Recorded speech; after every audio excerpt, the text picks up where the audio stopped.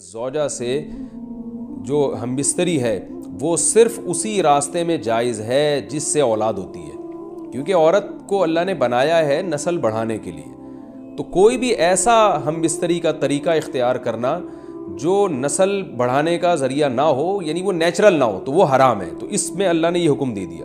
تو اس سے صاف یعنی حدیث سے بھی پتہ چلتا ہے، اور تمام فقہاء کا اجماع بھی ہے اس آیت کی روشنی میں کہ مسئلہ تھوڑا حیا کے خلاف ہے، لیکن میرا خیال ہے بتانا ضروری ہے کہ پچھلے راستے سے عورت سے ہم بستری کرنا بالکل حرام ہے، ناجائز ہے، اور نبی صلی اللہ علیہ وسلم کی اس پہ بہت شدید لعنت ہے، بہت شدید وعید ہے۔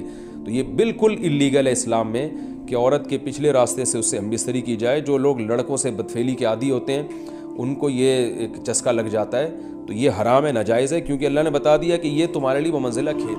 مفتی طارق مسعود کے بیانات کے لیے طارق مسعود آفیشیل کو سبسکرائب کریں۔ طارق مسعود آفیشیل۔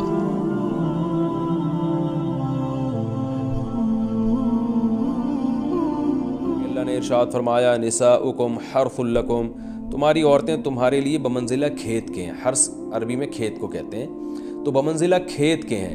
جیسے بیج ڈالا جاتا ہے کھیت میں اور اس سے پیداوار بڑھتی ہے، تو عورت کی جو ایک حیثیت ہے، نیچر نے جو اس کی ایک حیثیت متعین کی ہے، وہ بھی ایک نسل بڑھانے کا ذریعہ ہے، جس میں مرد کا جو اسپم ہے وہ بطور بیج کے ہے، اور جو اولاد ہے وہ ایک پیداوار کی طرح ہے۔ تو اللہ نے یہ یاد رکھیں، اس آیت کو نا بہت سارے غیر مسلموں نے عورت کے خلاف بہت نیگیٹیوٹی پھیلائی ہے کہ دیکھو اسلام عورت کی توہین کرتا ہے، اس کو کھیتی سے تعبیر کرتا ہے۔ تو کچھ لفظ کسی اور زبان میں جب وہ جاتے ہیں نا تو وہ توہین کا معنی دیتے ہیں۔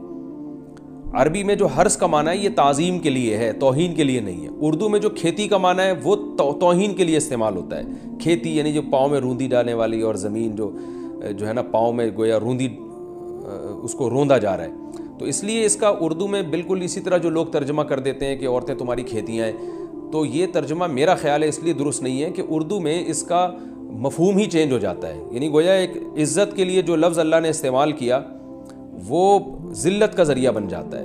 تو اس لیے کسی بھی زبان میں جب ہم کسی بھی لفظ کا ترجمہ کرتے ہیں تو اس زبان کے ہمیں محاوروں کو دیکھنا چاہیے کہ اس زبان میں یہ لفظ کس معنی میں استعمال ہو رہا ہے۔ مثال کے طور پر ہو سکتا ہے کتا کا لفظ کسی زبان میں وفاداری کے لیے استعمال ہوتا ہو، کسی کو لوگ ڈاگ کہتے ہوں تو اس کا مقصد ہوتا ہے وفادار انسان ہے، لیکن ہمارے ہاں اردو میں گالی ہے وہ، اور آپ بولیں کہ بھئی وہ فلاں قوم ڈاگ کہتی ہے تو ہم کتا کہیں گے، تو آپ جب اس کا ترجمہ اردو میں کریں گے تو کتے سے نہیں کر سکتے۔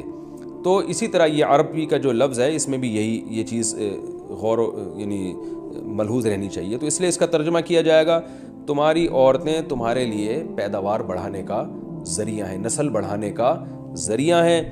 فاتو حرثکم، تم اپنے اس نسل بڑھانے کے ذریعے کے پاس آؤ، انا شئتم، جیسے چاہو، وقدموا لانفسکم، اور اپنے نفسوں کے لیے آگے بھیجو، یعنی اولاد کی نیت سے آیا کرو زوجہ کے پاس، اور آخرت کے لیے انتظام کرو، یعنی اولاد پیدا کر کے جو تاکہ دنیا اور آخرت میں تمہارے لیے، فیوچر میں تمہارے لیے کام آئے، دنیا بھی داخل ہے آخرت بھی داخل ہے۔ تو اس آیت کا بھی ایک شان نزول ہے کہ صحابہ کرام تو چونکہ جو خواتین تھیں مکہ میں صدیوں سے وہ لوگ آباد تھے، ان کے سفر خاص طور پہ عورتوں کے سفر بہت ہی کم ہوا کرتے تھے۔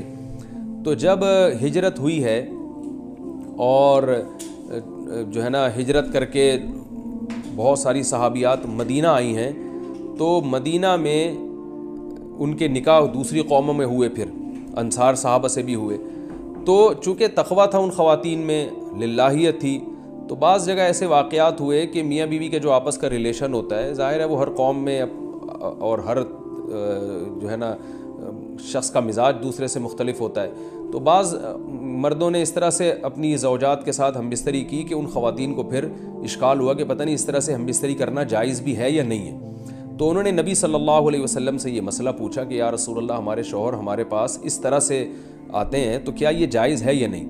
تو ان کے سوال کو بھی مبہم رکھا گیا، اور قرآن نے اس کے جواب کو بھی کنایتاً بیان کیا، کیونکہ مسئلہ بظاہر حیا کے خلاف ہے، تو قرآن جب بھی کوئی ایسی بات ہوتی ہے تو اشارتاً کنایتاً اس کا تذکرہ کر دیتا ہے تاکہ مسئلہ بھی واضح ہو جائے، کیونکہ ظاہر ہے اس کی ضرورت تو قیامت تک آنے والے انسانوں کو پڑ سکتی ہے نا۔ یہ تو ہر میاں بیوی کا اپنا ایک ذاتی مسئلہ ہوتا ہے کہ ہمیں کس طرح سے پرمیشن ہے، کس طرح سے پرمیشن نہیں ہے۔ تو اللہ تعالیٰ نے بھی اشارتاً ہی اس حکم کو قرآن میں بیان کر دیا، اور قرآن میں اس لیے بیان کیا کہ تاکہ اس میں کوئی اجتہادی اختلاف کی گنجائش نہ رہے۔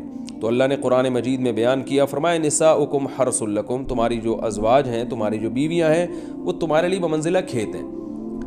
کھیت کا مطلب کیا ہوتا ہے؟ پیداوار بڑھانے کا ذریعہ۔ تو اس میں سب سے پہلا مسئلہ تو قرآن نے یہ بیان کر دیا کہ زوجہ سے جو ہم بستری ہے وہ صرف اسی راستے میں جائز ہے جس سے اولاد ہوتی ہے، کیونکہ عورت کو اللہ نے بنایا ہے نسل بڑھانے کے لیے۔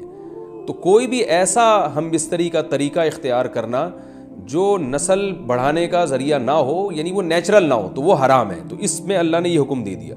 تو اس سے صاف یعنی حدیث سے بھی پتہ چلتا ہے، اور تمام فقہاء کا اجماع بھی ہے اس آیت کی روشنی میں کہ مسئلہ تھوڑا حیا کے خلاف ہے، لیکن میرا خیال ہے بتانا ضروری ہے کہ پچھلے راستے سے عورت سے ہم بستری کرنا بالکل حرام ہے، ناجائز ہے، اور نبی صلی اللہ علیہ وسلم کی اس پہ بہت شدید لعنت ہے، بہت شدید وعید ہے۔ تو یہ بالکل اللیگل ہے اسلام میں کہ عورت کے پچھلے راستے سے اس سے ہم بستری کی جائے۔ جو لوگ لڑکوں سے بدفعلی کے عادی ہوتے ہیں ان کو یہ ایک چسکا لگ جاتا ہے، تو یہ حرام ہے، ناجائز ہے، کیونکہ اللہ نے بتا دیا کہ یہ تمہارے لیے بمنزلہ کھیت کے ہیں۔ تو اس میں قرآن نے وہ جو سوال تھا نا اس کی طرف اشارتاً جواب دے دیا، اور آگے فرمایا فاتو حرثکم، تم اپنے کھیت کے پاس آؤ، یعنی پیداوار بڑھانے کا جو ذریعہ ہے اس جگہ کی طرف آؤ، انا شئتم، جیسے چاہو، یعنی باقی جس طرح سے تم چاہو زوجہ سے ہم بستری کر سکتے ہو، اس میں کوئی خاص طریقہ متعین نہیں ہے۔ میاں بیوی کا ایک دوسرے سے کوئی پردہ نہیں ہے، ہن لباس لکم وانتم لباس لہن، یہ دونوں ایک دوسرے کے لیے لباس ہیں۔ تو اس میں طریقہ کار کوئی بھی ہو سکتا ہے، کسی بھی طرح سے کرنا چاہو ایک دوسرے سے لطف اندوز ہو سکتے ہو، لیکن فاتو حرثکم آنا موضع حرث میں ہے۔ حرث کا مطلب وہ اس جگہ کی طرف آنا ہے جہاں سے نسل بڑھتی ہے، کسی اور راستے کی طرف۔ اس سے صاف طور پر جو ہے نا وہ جو فاسق فاجر لوگوں کی جو برائی ہے، جو لڑکوں سے بدفعلی کے نتیجے میں پیدا ہوتی ہے، اس کا اللہ نے قلع قمع کر دیا کہ اس کی اسلام میں بالکل اجازت نہیں ہے۔ باقی طریقہ کار کیا ہوگا یہ تمہارے اوپر، اس کی اللہ نے تمہیں اجازت دی ہے۔ وَقَدِّمُوا لِأَنفُسِكُمْ، اور چونکہ بار بار حرث کا تذکرہ ہو رہا ہے کہ نسل بڑھانے کا، تو اس لیے اللہ نے فرمایا کہ قدموا لانفسکم، اپنی ذات کے لیے فیوچر میں انتظام کرو۔ قدموا کا مطلب آگے بھیجو اپنی ذات کے لیے سرمایہ۔ کیا مطلب؟ کہ جب زوجہ سے ہم بستری کرو تو نیت اولاد کی ہونی چاہیے، تاکہ وہ اولاد دنیا میں بھی اور آخرت میں بھی تمہارے لیے ذخیرہ بن جائے۔ تو یہ نسل بڑھانے کی بہت زبردست ترغیب ہے اس آیت میں، اور اس آیت میں اللہ نے عورت کا کہ بہت ساری ذمہ داریوں میں سے ایک بڑی ذمہ داری کا بھی بیان بتا دیا کہ عورت کو اللہ نے بنایا ہے، جو مرد اور عورت کا جو فرق رکھا ہے نا، اس فرق کی بڑی وجہ یہی ہے کہ مرد کے اسپم کو اللہ نے بیج کے طور پہ پیدا کیا ہے، اور عورت کو اللہ نے زمین کے طور پہ۔ تو بیج اور زمین کے ملاپ کا بنیادی مقصد ہی نسل بڑھانا، پیداوار بڑھانا ہوتا ہے، نہ یہ کہ نسل روکنا۔ آج فیملی پلاننگ والوں نے اس آیت کی دھجیاں اڑا دی ہیں، اور جو پوری دنیا میں ایک بیہودہ قسم کی تحریک چل رہی ہے، یہ آیت بالکل اس کی نفی کر رہی ہے۔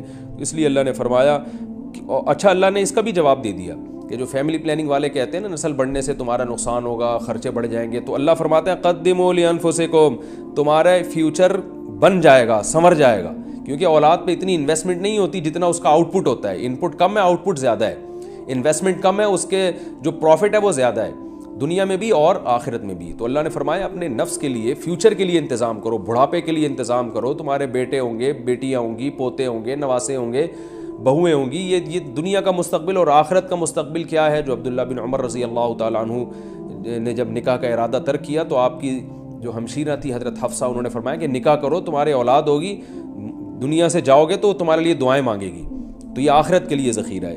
تو اس لیے اللہ نے فرمایا کہ آخرت کے لیے ذخیرہ کرو، واتقوا اللہ، اور اللہ سے ڈرو، وَاعْلَمُوا أَنَّكُمْ مُلَاقُوهُ، اور جان لو کہ تم نے ایک دن اللہ سے ملاقات کرنی ہے۔ تو جتنے حکام اللہ نے تمہیں اس آیت میں دیے ہیں ان تمام حکام کو تم نے فالو کرنا ہے۔